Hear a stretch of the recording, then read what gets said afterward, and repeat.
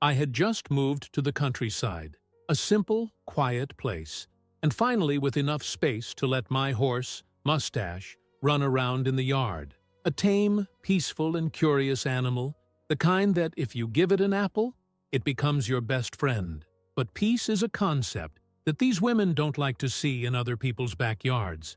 If she's not involved in the chaos, she creates it. And it was on a Tuesday morning, out of the blue, that the creature appeared, huffing and puffing, with a broom in his hand. Yes, a broom. The same one she was supposed to use to sweep away the moral dirt she carries, but decided to use as a scepter of power for the condominium's royalty. According to her, the horse was walking too much, as if there were a limit to the number of steps per hectare. She claimed that the animal was scary, that there were children nearby, and that it wasn't safe to let an animal of that size run around so freely. Look, I swear I tried to keep my composure. I even offered her a coffee, but she refused with that aggressive manner that is almost performance art. Instead of accepting the coffee, she went for aggression. Literally. The woman approached the paddock with the pose of someone who is going to resolve the conflict with a shout, and slapped Mustache on the ass 3 times. 3. As if she were scaring away a balcony pigeon. And that's when everything went off the rails. Mustache slowly turned his head, looked at her with that, "Is this really serious?" look, and, with the elegance of someone who doesn't give a damn about human bureaucracy, walked over to her bag, which was lying on the floor. One of those gigantic bags that seemed to hold an entire house inside. Documents, wallet, cell phone, packet of tissues, aspirin tablet, credit card, receipt for an iron, everything. And what did Mustache do? He simply chewed. He chewed with pleasure, like someone enjoying an Italian salad. He made noises, drooled, swallowed pieces with all the patience in the world. I was frozen watching that cinematic scene, almost hearing a dramatic soundtrack in the background. And what about her? She was screaming as if she'd witnessed an apocalypse. Oh my God, my documents, my ID, my CPF, my library card, all chewed, soaked, and partially digested by the digestive system of a half-ton animal that just wanted to live in peace. She ran up to the horse as if she was going to save humanity from extinction, but it just backed away and continued chewing with that blasé air of someone who doesn't care about human dramas. And me? Well, I was already laughing inside, because there are times when the universe decides to teach justice with humor. And this was a real TED Talk by nature against human petulance. But, of course, like any good story involving this type of woman, it didn't stop there. In less than half an hour, she had already called 3 members of the HOA, who, by the way, must have a WhatsApp group called Pure Vigilance, and threatened to sue me for equine violence, property damage, and, amazingly, emotional abuse. With every word she uttered, I wondered if she really believed it all, or if it was just an Oscar-worthy performance. Because there, in that yard with the smell of grass and scattered pieces of handbag, I understood that I wasn't just dealing with a bored woman. I was facing a sociological phenomenon, a purposeless soul, trying to fill the void with control. The next day, I must have suspected that the calm was just the interval between one tragedy and another. I woke up to a note taped to my gate, written in a purple pen that looked like it had come straight out of a child's kit. "You will be held responsible for everything. I hope you know that. HOA administration." Except that the note was stuck on with fake nail tape, and the handwriting looked like someone who's always late for Pilates. I confess, I smiled, because deep down I knew she wasn't going to swallow the story about the handbag on her own. Literally, even the horse couldn't swallow it. Imagine her. In the afternoon, an email arrived from the HOA. Yes, they have an official email, with a digital signature and everything. It must be the most professional thing they've ever done. The title was Risk Occurrence and Violation of Community Guidelines. I thought they were talking about a fire or a bear breaking into the house. But no, it was about Mustache. According to the email, my horse had committed hostile acts against a resident, caused physical and psychological damage, and on top of that, posed an ongoing threat to the integrity of members of the association. Now tell me, on what planet is a horse that eats purses a continuous threat? He can't even move properly without an incentive snack. But there I was, reading a bunch of words written by someone who has definitely never had contact with an animal larger than a poodle. They said I should attend a special HOA meeting to provide formal clarification, and that legal action was being considered. Little did they know that the only legal action I was considering was hiring a clown to liven up their next meeting, since they clearly live in a circus. But what really made me realize that the hole was deeper was when, at the end of the afternoon, two guys in suits showed up at my door. One of them with a briefcase, the other looking like he had lost the love of life decades ago. They introduced themselves as volunteer legal representatives from the HOA. Look, if anyone ever knocks on your door with that phrase, close it immediately and light some incense, because what followed was a parade of threats so poorly crafted that I almost offered them a glass of water out of shame. They said the woman was traumatized, that she hadn't been able to sleep since the event, and that the material damage amounted to more than $2,000. The bag wasn't even a brand name. It was more like a drugstore sale. They also said that if I didn't take steps to contain the animal, they would take formal action. At that moment, I imagined Mustache sitting in the dock with a suit and a lawyer specializing in animal causes, like suits, pasture version. And the worst thing is that she really did try to put on a show. A few days later, she organized a meeting with neighbors at the community center, complete with a coffee table, a safety for all sign, and a slideshow projected onto a white sheet. Among the pictures of the drooling bag, there was an image of a horse with red eyes, clearly edited, as if it were a demonic creature about to devour little children.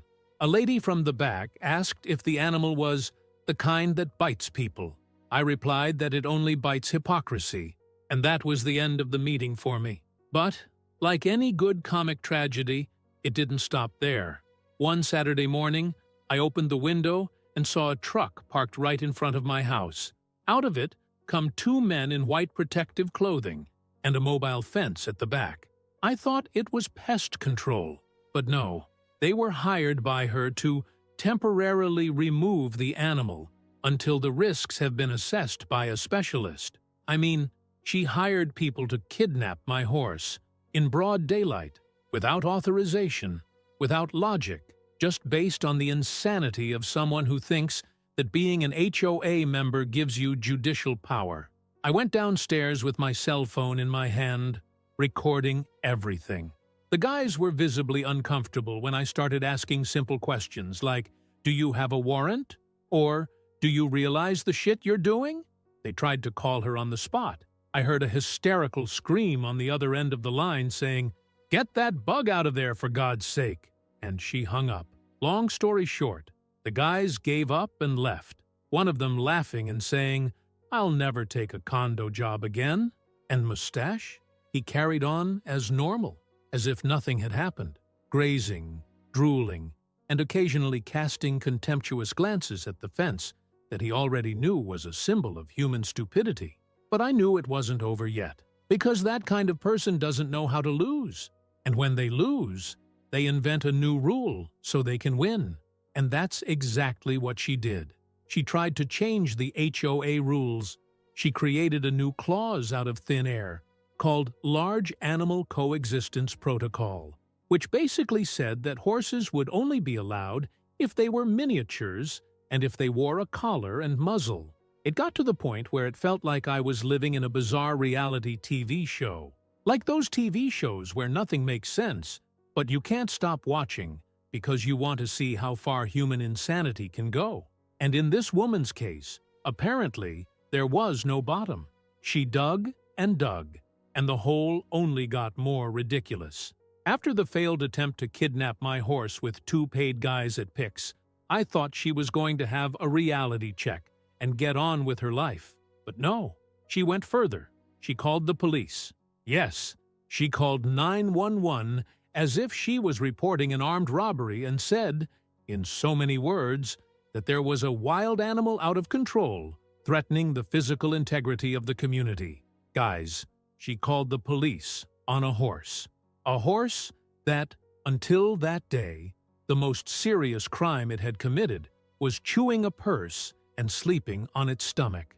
And you think the police took it seriously? Of course they did. They have protocol, don't they? They arrived at my door in 2 cars, lights flashing, as if I was going to hide a lion in the bathroom. They knocked hard, with a posture of authority, their hands near their belts. I opened the door and asked, "What's going on? Did Bigoud rob the corner shop?" They didn't think it was funny. They said they had received a report of a dangerous animal on the loose, which was out of control and had already committed an attack. The most absurd part was when they asked to see the animal.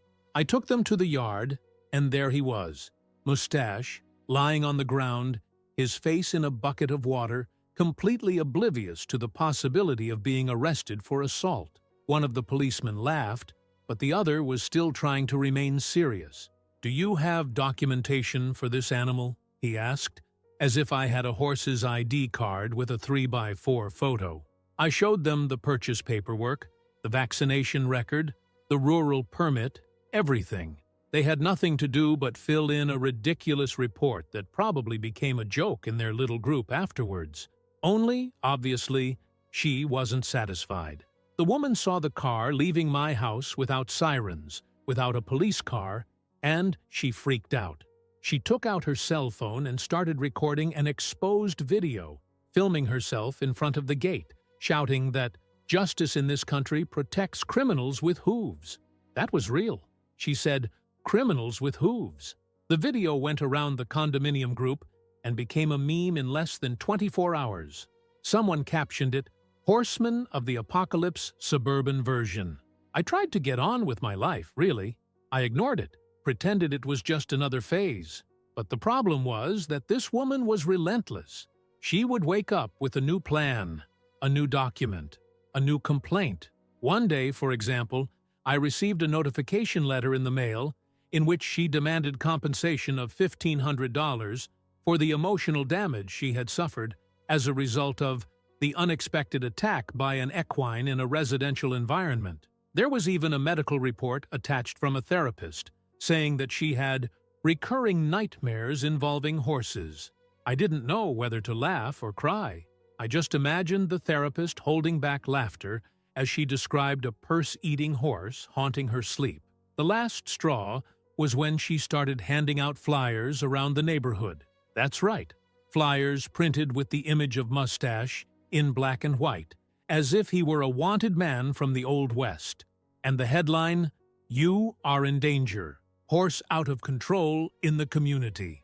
Each leaflet came with reports from supposed residents, all misspelled and clearly written by herself, saying things like, "I heard neighing at dawn and had an anxiety attack," or, "I saw the animal looking directly at me. I felt intimidated. I swear, at that moment, I thought I was taking part in a social experiment, that somewhere there was a hidden camera, a presenter laughing at me, and an audience voting on whether or not I was going to freak out. But I didn't freak out. Not yet. I just started to fight back. I made a point of showing Mustache in cute videos in the neighborhood group, using quiet music in the background, with captions like, "Look at the community terrorist trying to reach the apple I left on the fence." The neighbors started laughing, liking her, and she began to lose the support she never had. The irony is that the horse became something of a local celebrity. A neighbor even drew a child's picture of him and stuck it on her fridge. There were people asking to take pictures with him, children throwing apples over the fence as if they were feeding a Disney mascot. It only made her angrier, and the more she freaked out, the more she isolated herself. But, like any good neighborhood villain, she had one last plan, a card up her sleeve, a desperate attempt to turn the tables. And guess what? She decided to sue the city hall. Yes, she sent a letter, office, requesting a technical visit from health surveillance, claiming that my horse was contaminating the environment. She said that his presence was affecting the air quality, that his droppings were causing visual psychological pollution, and that the smell was affecting the market value of neighboring properties. The inspection did come. 3 guys, all looking like they just wanted to leave for lunch. They walked around the yard, looked at the horse, sniffed the air, wrote down half a dozen things, and left with a, "Everything is within the rules." One of them even said to me, "Lady, I've been called to look at frogs in water tanks, but a horse that eats purses is new." I thanked him, gave Mustache an apple as a prize, and got ready. Because if there was one thing I knew at that point, it was that her last move was going to be epic. Just when I thought nothing else would surprise me, she showed up with a neck brace. I swear on everything. That white foam collar wrapped around her thin neck, like something out of a cheap courtroom episode where everyone tries to get a lawsuit out of someone. And what's worse, she appeared like that in the market, in the milk aisle, with an expression of forced pain and dragging one of her legs as if she'd been hit by a train. All this 2 days after I'd jumped into her garden to pull some pests out of the lawn. Yes, I saw it. I filmed it. She now said that the trauma with the horse had left physical sequelae. She sent a new letter through the HOA, signed by herself, of course, saying that the damage extended beyond the emotional and that she was suffering physically from the invisible impacts of the attack. Look, if it wasn't tragic, it would be a Netflix-ready comedy. He also attached an X-ray image of a random neck that was clearly taken from Google Images. But the final straw, the image was dated 2017. In other words, in addition to being crazy, she was also lazy about editing fake evidence. The craziest thing was when she tried to file a lawsuit against me.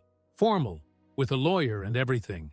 She showed up at the hearing dressed all in white, as if she was going to record a tampon commercial, carrying a blue folder full of papers, and with a rosary in her hand. A rosary? She made a point of sitting in the witness box and recounting in dramatic detail how my horse, a cold-eyed, sharp-toothed animal, chased her around the garden like a predator. She said that the bag was a sentimental item, inherited from her grandmother, and that the loss of the documents had made her rethink her own existence. The poor judge spent about 5 minutes trying to keep his composure. And there I was, sitting there with a complete dossier of the whole circus. Videos, prints, police records, a statement from the town hall inspectors, testimonies from neighbors, even a montage someone had made of Mustache wearing sunglasses, and the caption, "Wanted for eating lies." It was impossible not to laugh. When my lawyer started presenting the evidence, her farce collapsed faster than self-esteem on a bad day. The witnesses laughed. The judge raised an eyebrow and asked, "You're trying to hold a horse responsible for psychological, material, and physical damage on the basis of a chewed bag, correct?" And she replied with the cleanest face in the world. He knew what he was doing. That was personal. I almost drowned in my own saliva from laughing so hard.